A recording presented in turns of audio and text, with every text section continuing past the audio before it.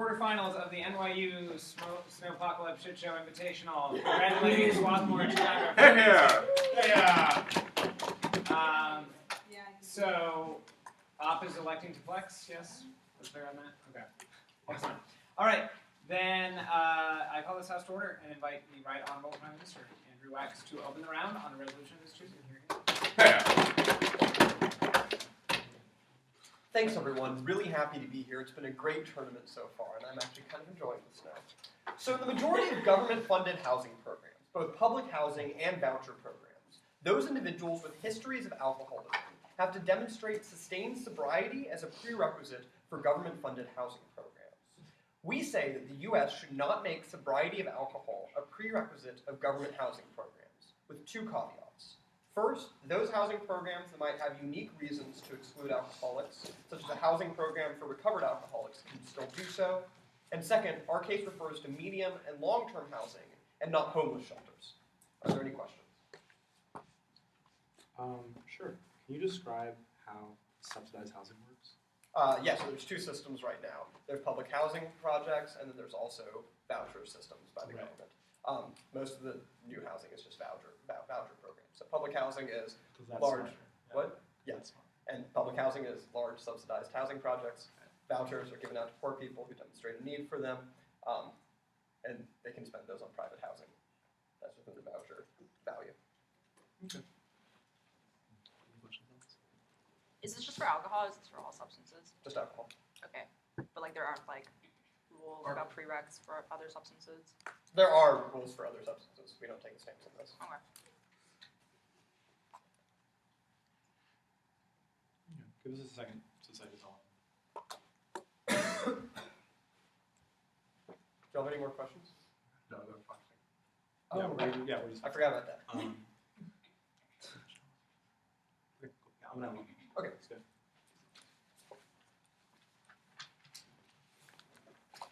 So we think this is an important policy change for three reasons. The first has to do with the status of housing. We think that housing is a facilitative right. We think the government has a responsibility to provide citizens with things like food or water or education or healthcare, because all of these things are necessary for living any sort of conception of the good life. We think that housing falls into this category as well. We already treat it as such, and the reason for this is that when you're exposed constantly to dirt and cold and sickness, you're not able to advance any further with your life.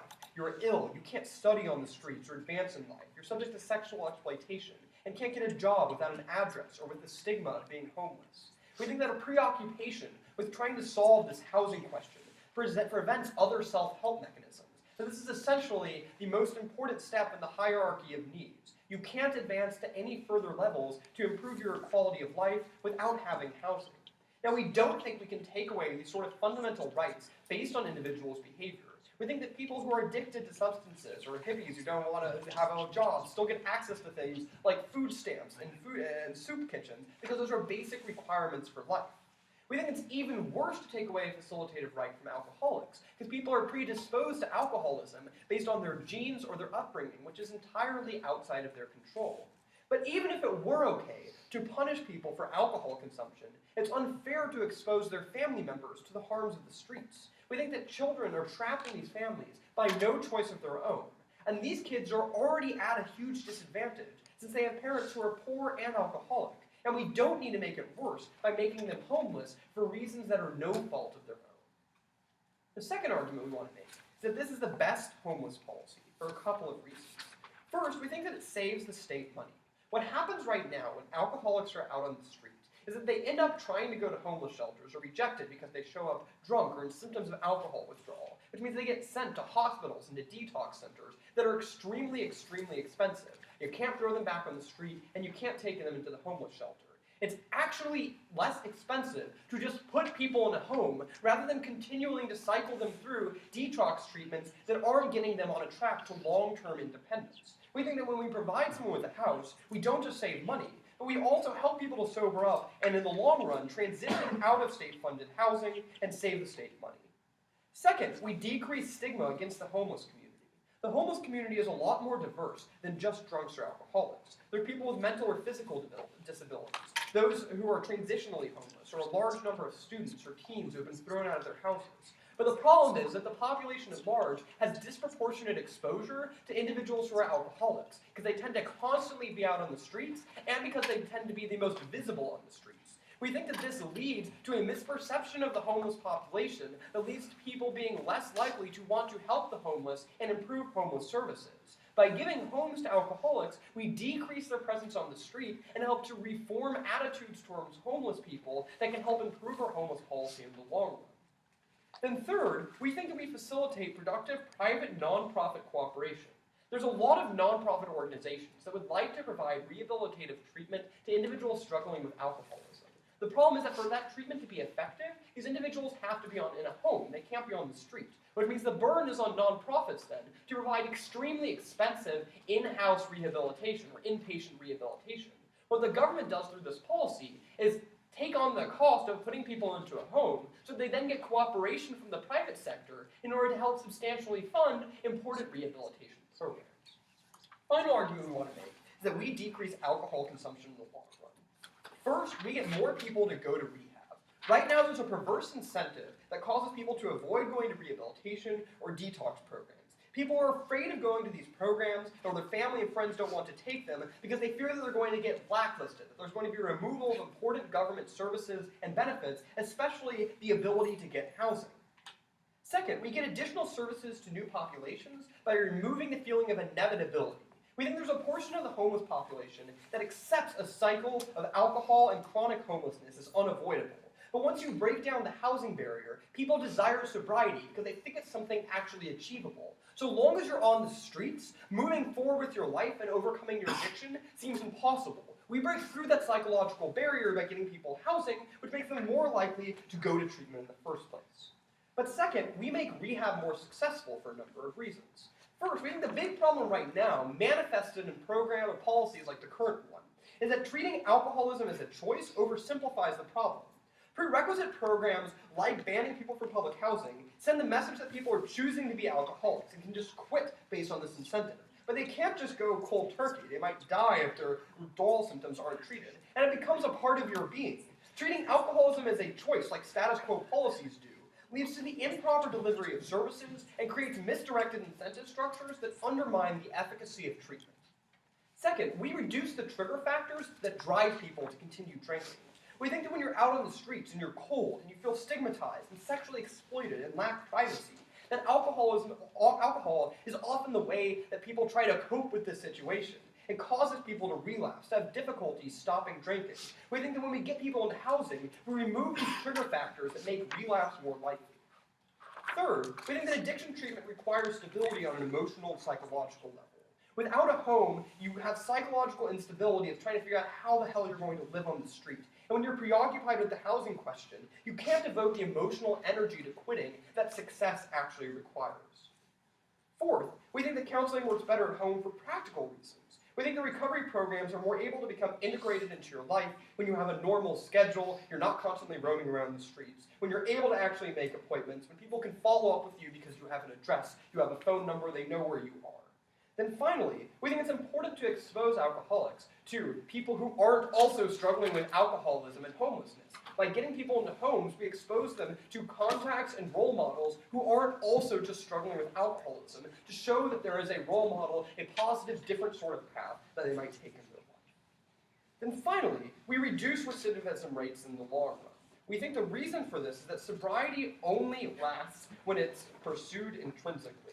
We think that you need to internalize those forces, because if we just promote extrinsic forces in order to create sobriety, it only takes 1 point for sobriety to fail.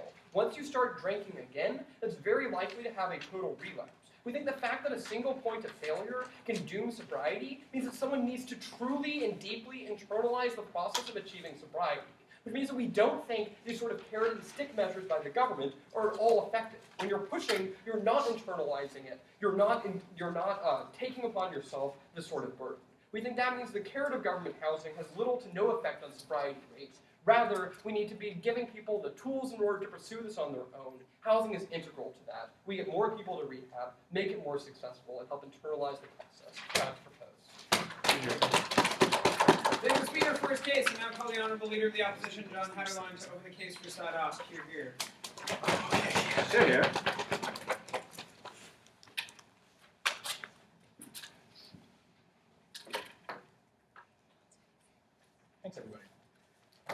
start by talking about exactly what an alcoholic is, because I think that there's some danger in this round, because I've seen these guys debate before. When they get in the PMR, they might say something like, well, is it really so bad if you have a couple drinks every day?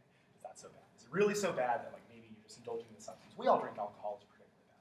Well, the fact is that I think that when you would be requiring that people not get housing from a government service, it's obvious that the standard for alcoholism is going to have to be people who are incredibly drunk every day and have a physical addiction that if they stop would otherwise particularly harm them. I think that's the kind of definition of alcoholism we want to look to here. Because it's not just like the Harry Murphys of the world who like has he like drinks a couple times, but in fact he's still a functional bro. He's like going work at Sullivan and Cromwell. Like he's an awesome guy. I don't think that's the same thing. First thing I want to talk about is the standard for when we think government can paternalize what services they provide to people. So I think that it's actually, you have a moral obligation to make sure you shift incentives towards healthy behavior as a government when you're structuring these programs. I think that the problem is that they never provide a method of solution for how we actually solve for these alcoholics in the long run. I think it's funny that they talk about recidivism, because I think that if we can provide you a solution mechanism that actually gets people into rehab in the long run, we're obviously going to build them in this round. So what we're going to say actually is that we're not going to defend like whatever they're currently doing in the status quo. What we're defending is that you say specifically to these individuals that we're going to create a larger subsidy for halfway houses for directly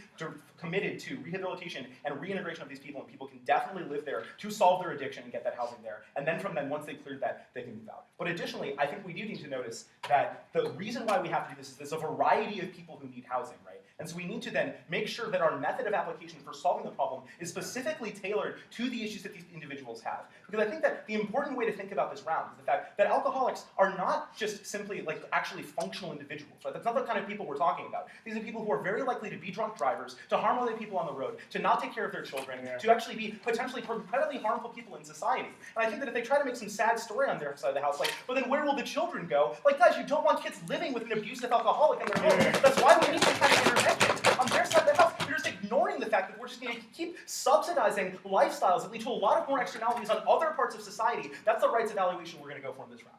So we want to talk about the solution space that we're advocating on our side of the house. Unless this is a question about the halfway house thing, I'm not going to say it. So no, okay, cool. I'm going to fund them.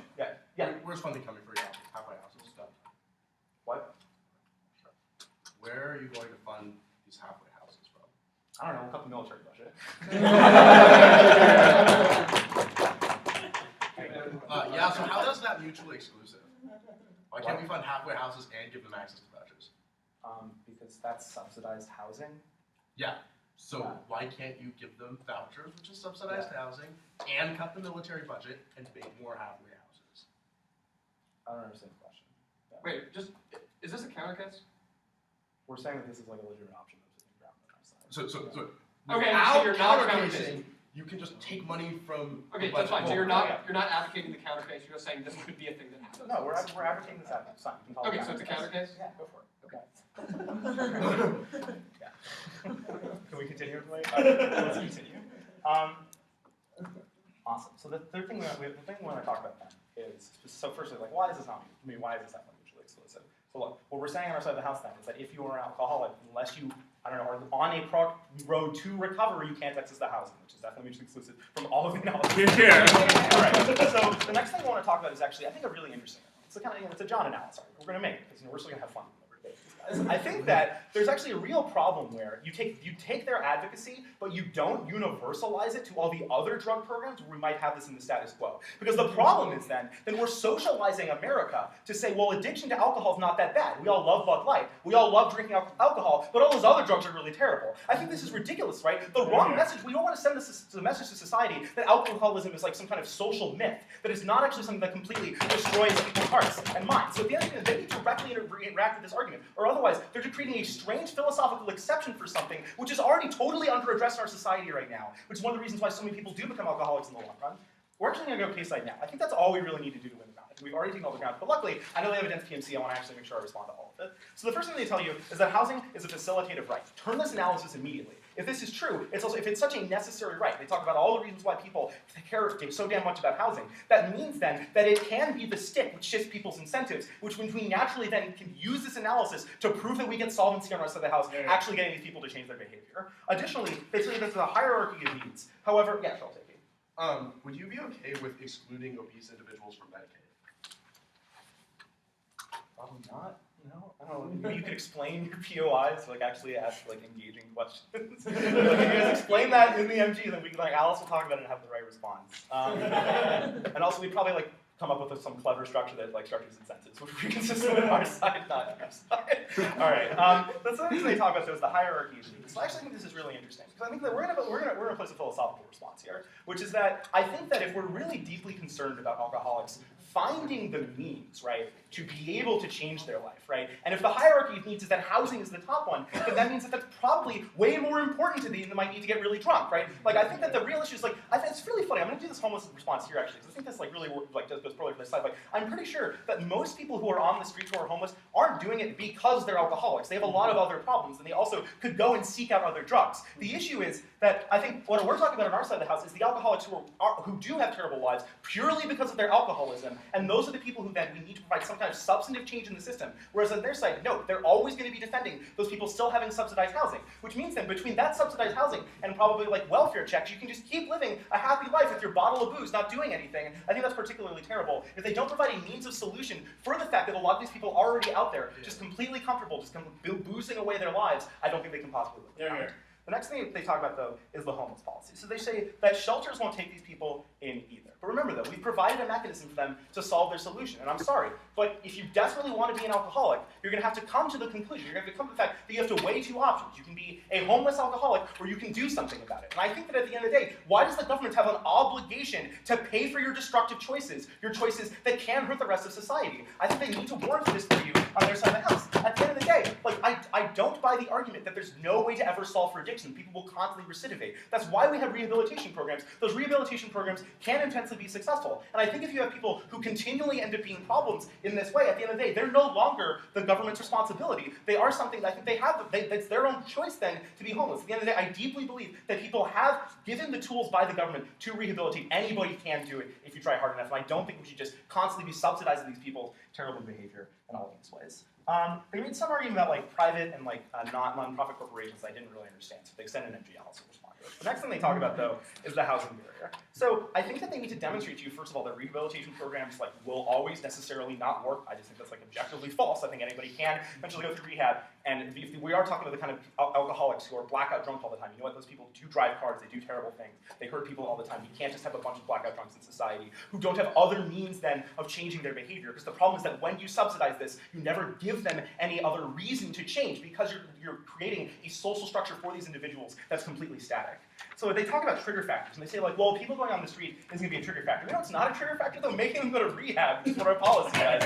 I think they also have the causality confused here. It's not that you throw a bunch of alcoholics on the street and then they become alcoholics because now they're on the street. We're talking about people who are living comfortable lives but are still choosing to be alcoholics. They're still naturally having irresponsible in this way. We need to realign the way they understand their incentives. The next thing they say though is that success requires motivation. So I think this is a great argument, yet again, for our side, right? I think we need to do some kind of motivating action to kick these people in the butt, to get them to do something to change their lives for all these reasons. But I also think that homeless people, even the people they're worried about in the homeless problem, right? The homeless alcoholics, those people probably need a lot of care, right? They probably need medical attention. Remember that one of the major problems that happens with these individuals is that even if they're just sitting in their house and they want to quit one day, they can't just quit in abstract, right? Because when you need to go to a rehab center, because otherwise you're going to go into toxic shock because of your alcohol. So this is one of the other reasons why we need to have a method to get these people into a hospital and rehabilitation center, because some of them might just like go broke one day and not have alcohol and potentially die. So at that point then, because these people have the threat of death on their side of the house, we need to do something to get them out of the cycle because it's injurious to them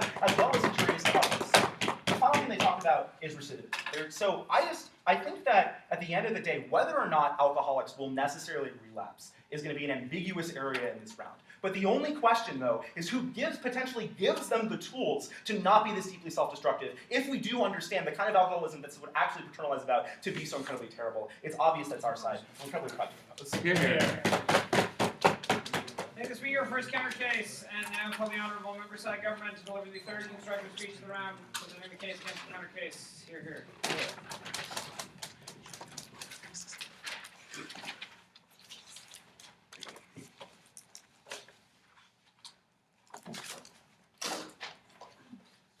Sorry if my voice cracks. The cold's been all night.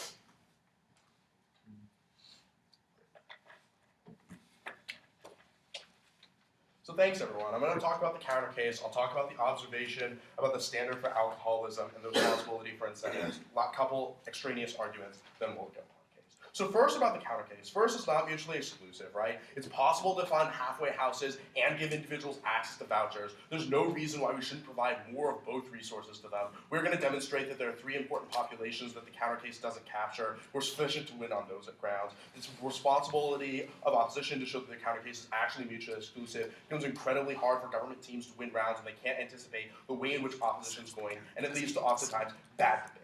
So that being said, what are we actually capturing on our side of the house that they're not capturing? So one, individuals that fail out of halfway houses on their side of the house become homeless, then just end up back on the streets. Given they didn't provide a meaningful response to facilitative rights, we think the government has an obligation to those individuals that don't just sober up after going to a halfway house once. Lots of people with very stable homes that are very wealthy actually fail out of Alcoholics Anonymous and other rehab programs. It's silly to expect that just the existence of a halfway house is sufficient for meaning that the individuals are going to be able to move past their alcoholism permanently, which means if individuals relapse or fail out of that program, it's only on our side of the house where they have vouchers where the government's fulfilled its facilitative rights obligation. Secondly, remember that the standard that Andrew provides for status quo is you have to show demonstrated sobriety. The problem with halfway houses is once you sober up, they then kick you out in hopes of finding someone else to transition. So after you sober up for like a week or a month, you then no longer can live in that halfway house. The problem here is that individuals just become homeless again for a year or two, and then we expect them to be able to stay sober for that year or two. The problem is that when individuals are on the streets, when they're moving in and out of homeless shelters, when they don't have health care, when they're actually like having to trade things like sexuality for housing and other things like this, all of the harms on the street, it then creates these stress that actually triggers alcoholism in the first place. We think lots of times people use alcohol as a coping mechanism, which means as they're in that gray area after they get out of the halfway house, they never are able to achieve sobriety. The last group of individuals that we uniquely capture on our side of the house is those individuals that believe that they're never going to be able to rehabilitate. Look, when you're homeless and an alcoholic, when you live your life under this stress, you're spending every penny you have on alcohol, it's unlikely that these individuals will believe that they're ever able to actually overcome that alcoholism. We think oftentimes some individuals accept that their fate has been sealed. The problem is those individuals never go to the halfway houses on their side of the house. On our side of the house, they qualify for things like housing vouchers. We put them in houses, we stabilize their lives, we make them healthy, we make them warm, we remove the stress from their lives. After you remove those factors, many of these individuals will decide that they can then combat their alcoholism. They can use resources that are given them to quit. I think this is something that's really problematic with the entire thing of what we heard out of the LLC. They don't just throw people in housing without any resources. We actually believe that we should provide them with resources. We should provide them with counselors. All of this is stuff that Andrew tells you. It's better to have sort of like alcohol abuse stuff happening in your house, to have counselors come to you. This is also the private sector, the argument that Andrew gives you. What we tell you is that nonprofits will take housing vouchers, accept them, house them within their programs, and then provide in-kind services to those individuals, meaning that they have access to rehabilitative services. They have access to counselors that can help them overcome their addictions. So we still think that we get those types of teams. So they say, look, the standard for alcoholism is those individuals that are incredibly bad off, right? We're not talking about someone that has 1 or 2 drinks. Fine.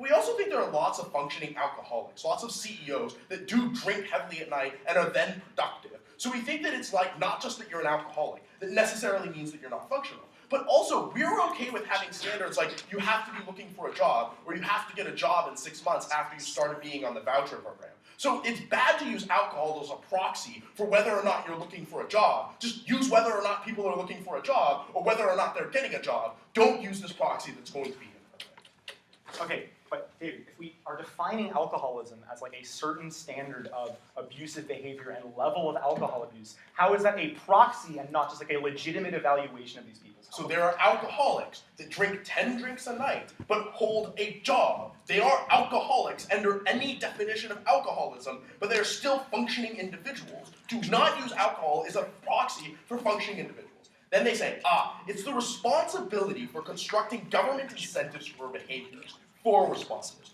First, it assumes that alcoholics actually behave rationally.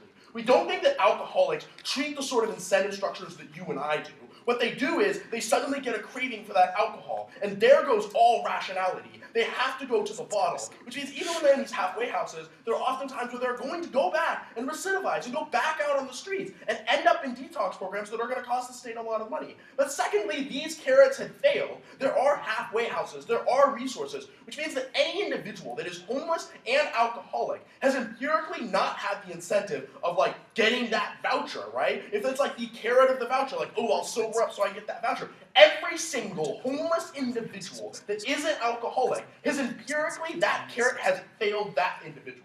Third, we tell you they get the ordering wrong, right? The analysis that we tell you is you have to remove the things from individuals' lives that make them think that it's impossible to overcome alcoholism. A lot of those things are associated with being on the streets, so you first need to get them in a home, first create stability, first create safety, then they can overcome these sorts of things. Last thing I want to say is that they send this message that like alcoholism is okay. So one, we're probably okay with also extending this policy to things like marijuana and other minor soft drugs, right? We're agnostic to the way that we treat other things. We think it's okay and probably a good idea to be accepting of individuals for the things that exist and harm their lives. Let's go on case, because I don't think they miss a lot of really important analysis, right? First they say it's a stick and it's a carrot, but cross-apply my analysis on why sticks and carrots don't work. But we also think that if there's a facilitative right, then we also don't use carrots and sticks to try to motivate those sorts of things, right? If you have a right to something, we think it's coercive for the government to take that right away in hopes that you'll change that behavior.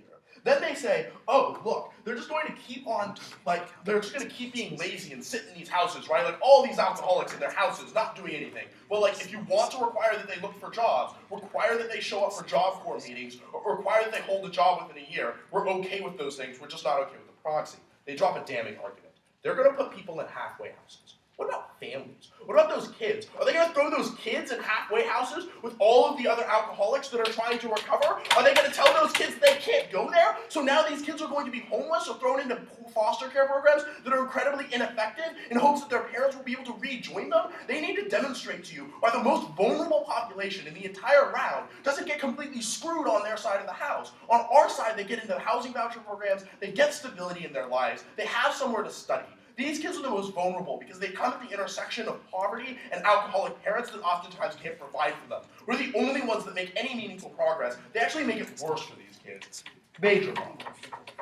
The second thing we tell you is that this is the best policy, right? And they say, look, they don't give us any sort of meaningful responses to a lot of the things that Andrew gives you. We think we're going to get better transitions on our side of the house for the sort of populations that we're talking about. Then they say, look, people are going to weigh the two options of being an alcoholic and getting vouchers. I think this is the major problem with the way that we deliver alcoholic services, is we treat it as this sort of weighing of options, which just doesn't deal with the psychology of the way in which alcoholics work. It doesn't deal with the individuals that are going to be failing out. As we told you, the private sector is going to help out. Nonprofits are going to provide resources by using those vouchers. Look, nonprofits are allowed to take vouchers and create housing programs and use that money, which means the normal profit premium on using vouchers that landlords would get, that those nonprofits are able to use it. They drop three arguments in the last point that's really important. First is that counseling will be within your home, which is going to be more effective. Secondly is that you're going to have massive positive role models. When everyone in housing, in these halfway houses, you only have negative role models of other individuals that are struggling. And lastly, the fact that the sort of carrot and stick doesn't exist all the time. It only puts 1 point of failure for them. They need to demonstrate how they're going to deal with the most vulnerable groups in this round, and how they're going to deal with groups that are going to get excluded on their side. I'm so happy with those. Thanks for your first remarks. Now calling honorable member side opposite Alice Lee to close the constructive phase of the round, reaffirming the counter case. Here. Here.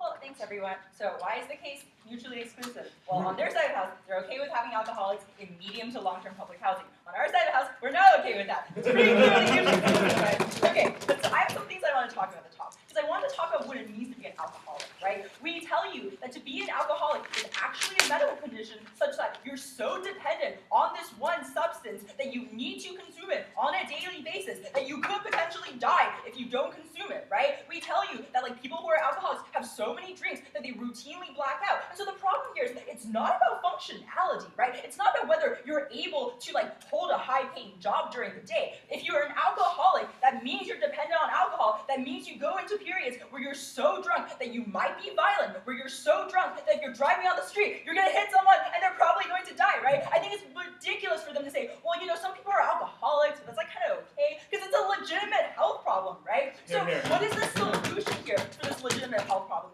We think that people who are alcoholics are people who need substantive rehab, right? We think that people who are alcoholics need resources focused specifically on helping them recover. So I think it's really weird that they're talking specifically about medium to long-term housing in this case, because that is what case construct is about, right? So I assume that medium to long-term public housing is just housing that the government generally subsidizes to poor people. But there's a difference between that kind of housing in general that the government offers you because you're poor, and specific programs, specific types of housing that the government offers you because you might have a legitimate medical condition, right? So we don't think that these types of housing projects are the places where you treat these problems. We think you need to first treat these problems before you allow these people to enter into these regular housing systems overall, right? So there's a difference between your initial solvency in actually helping people overcome their alcoholism and then the long-term upkeep of making sure that they don't relapse. But moreover though, I want to talk about the status quo in these places, right? Because I asked them in POCs, I'm like, does the government have policies like this about other substances, right? And I think it makes sense for the government to have policies that say, if you're a heroin addict, if you're addicted to crack, we probably don't want you to live in public housing, right?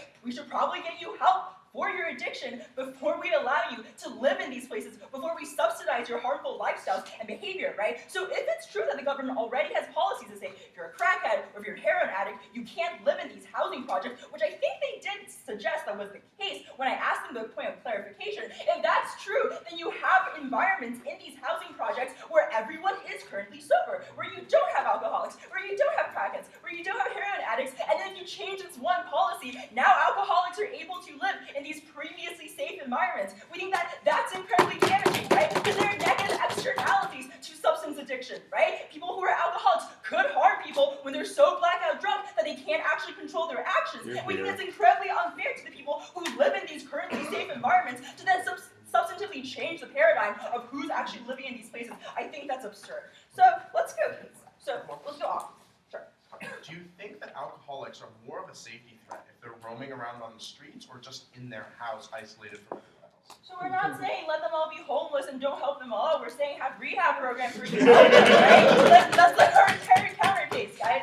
So, okay, so what do they say? So they say that well, alcoholics will fail at halfway houses, right? One, how? I don't understand this. But second of all, then you just make sure that your programs are actually sufficiently robust for there to exist safety nets, right? That's why you make sure that your programs have enough funding, why you have enough programs such that you don't let people go on the streets when they're still having substance addiction issues, right? I don't see why this is a problem. So then they talk about what happens after people sober up, right? Well, we say that they should stay in these programs until they're actually sober, right? But then once they enter into this medium to long-term housing, we think it's far better for them to be in environments such that they're not surrounded by other alcoholics once their alcoholism has actually been recovered from. Because what's going to trigger further alcoholism once you've actually become sober is if you're around people who might be alcoholics, right? We think that their side of the house is the only side of the house that actually has these trigger mechanisms that they're so concerned about. So the first thing that we tell you is that there exists a government standard for services, right? You want to shift incentives towards healthy behavior, and the only thing that they say is that, well, alcoholics aren't rational. They're so addicted to these substances that they can't respond to incentives at all. So here's the thing, right?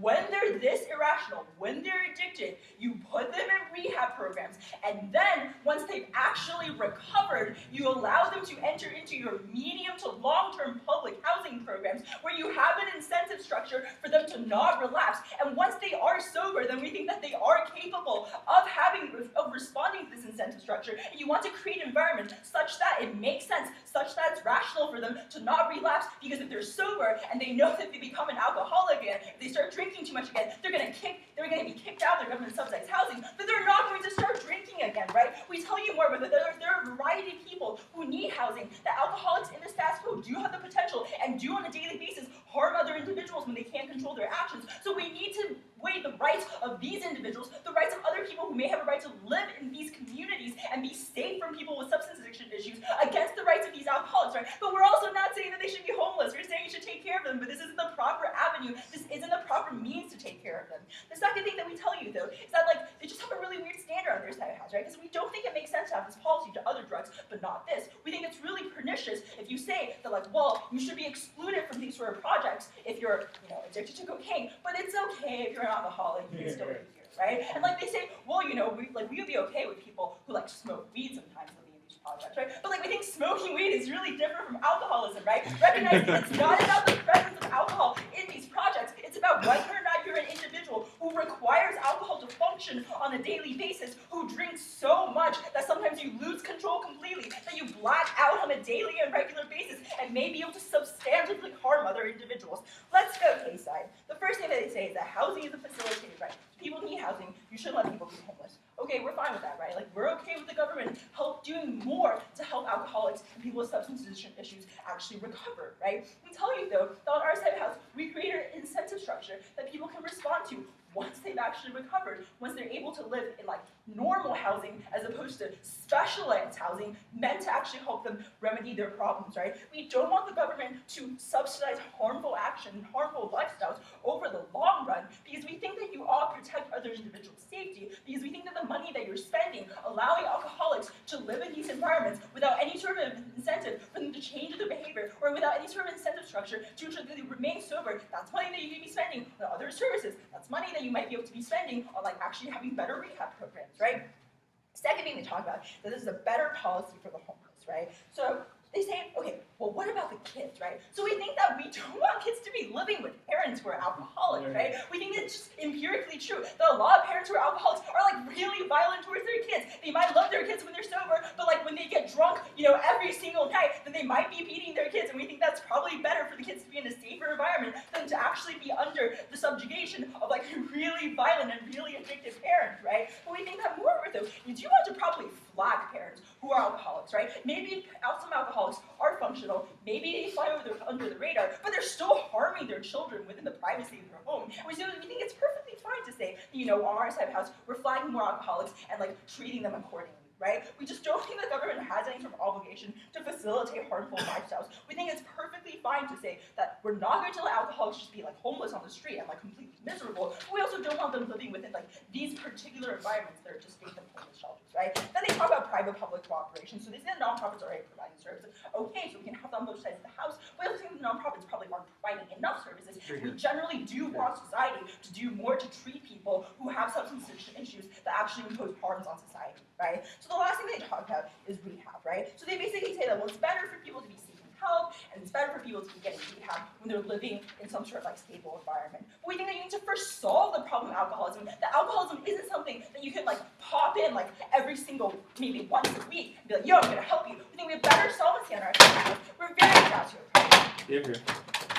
Thank the speaker for her remarks, and now I'd like to recall her partner to open up the rebuttal phase of the round, summing up the case for the counter case without new arguments. Here.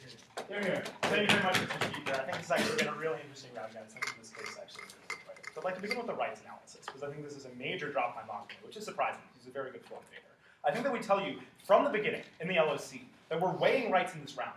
And the question is this an opportunity when we can paternalize? Because I don't think that David can just get up here and say, well, we know housing's a right, so like we're winning the rights analysis. That's not engaging. What is the standard we gave you, right? You can paternalize when other people's lives are at risk because those people haven't consented into this action, and so you have to prioritize their rights further, most importantly. But additionally, we also told you that even if you care about these individuals' lives, at the point that their lives are endangered because they have a physical addiction to alcohol, that if they break could potentially lead them to going into toxic shock and dying, we're winning on both levels of the rights analysis for those individuals. But additionally, we have to look to the rights analysis of just random people in society, particularly the other residents they're living around. The fact is that if alcoholics can potentially black out and do violence upon others, you need to protect the rights of the other people, like a good landlord, in these residencies to make sure that they themselves aren't potentially being endangered. And I'd like to close the rights analysis of the children on this point, because I think that the most important argument here is that I think we sufficiently demonstrated to you that alcoholism is a pretty good proxy for abusive and terrible behavior, which means then we're finding a way to help these children children who we wouldn't necessarily be able to find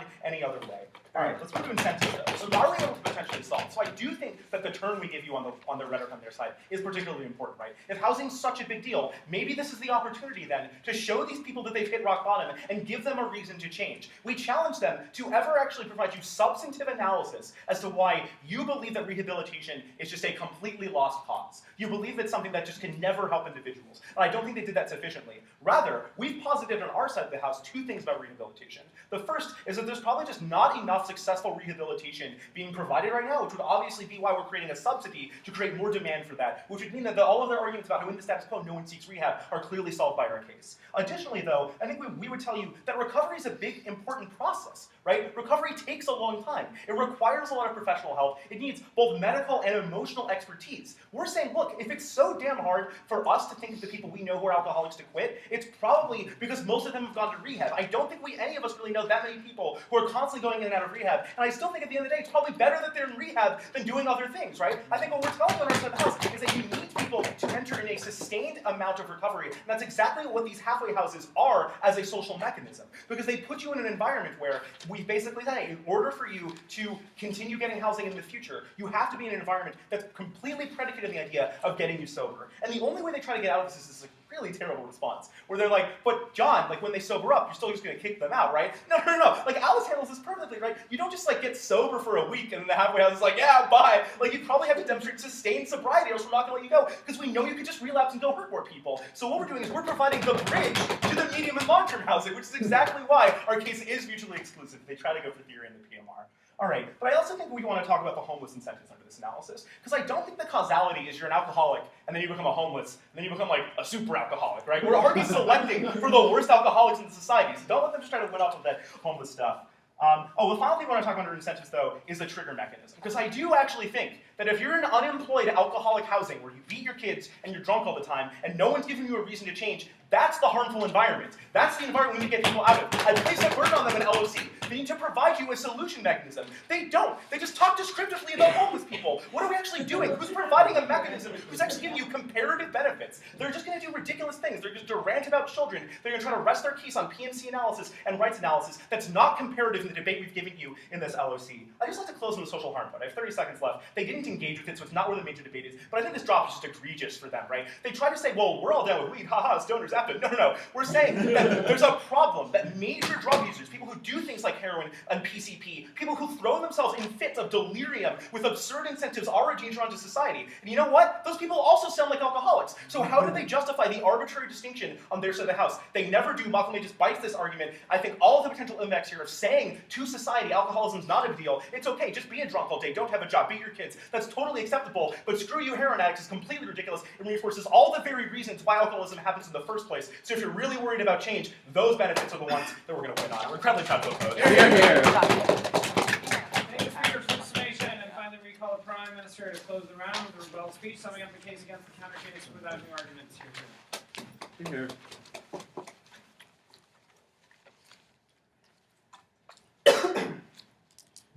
Thanks, everyone. Really great debate. So at the end of this round, there's two issues I want to talk about. First, the obligations of government, and second, who best reduces alcoholism.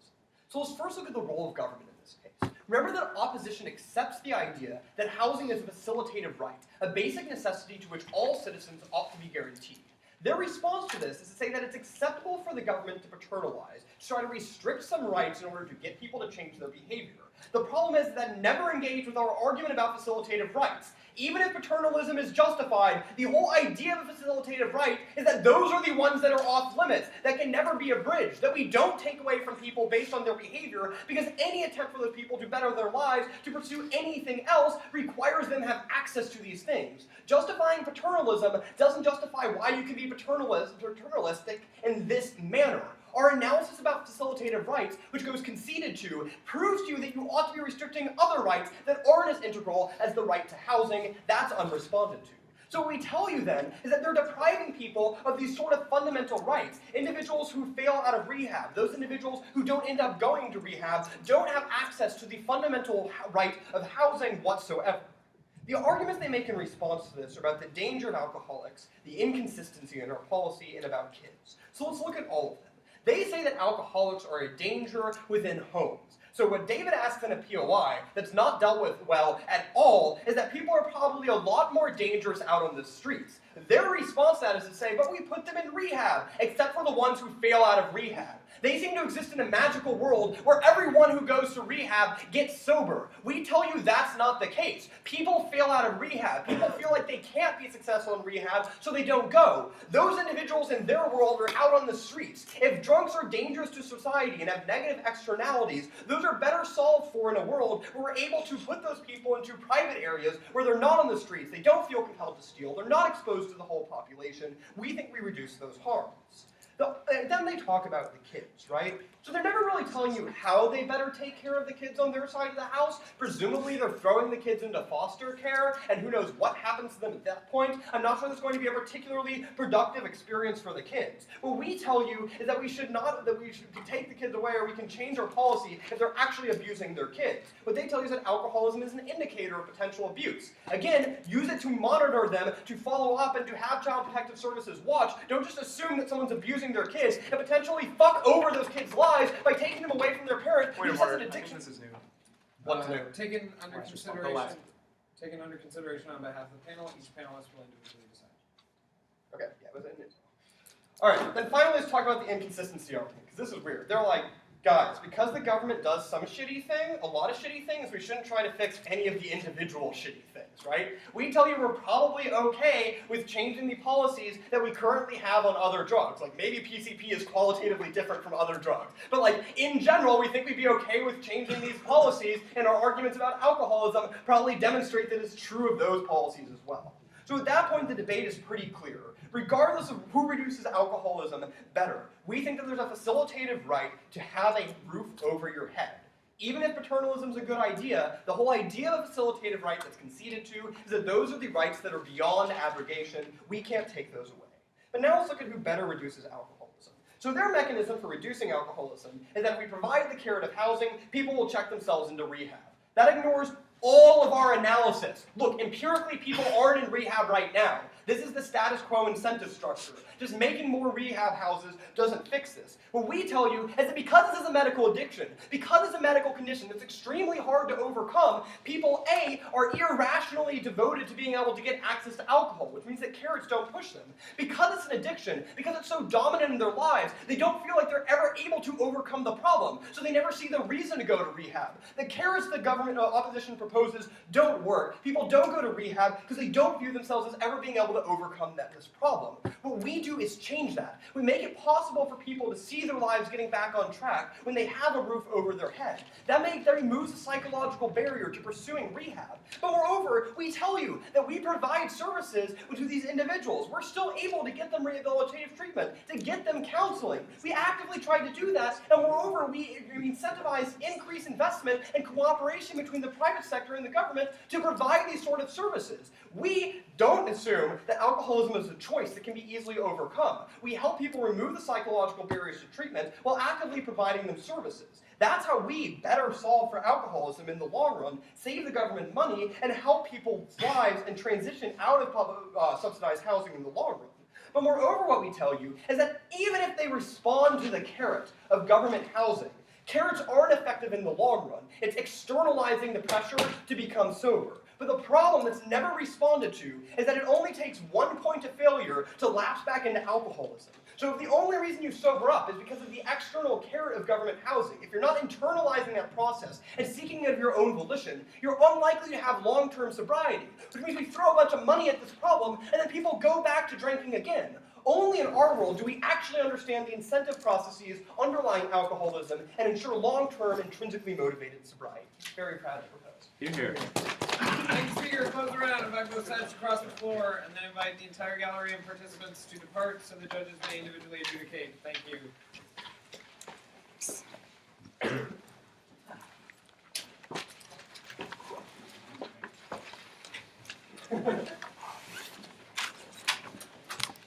Rocky's my lowest judge. Like, 6. So that's 6. Are you on this panel? I'll be 7.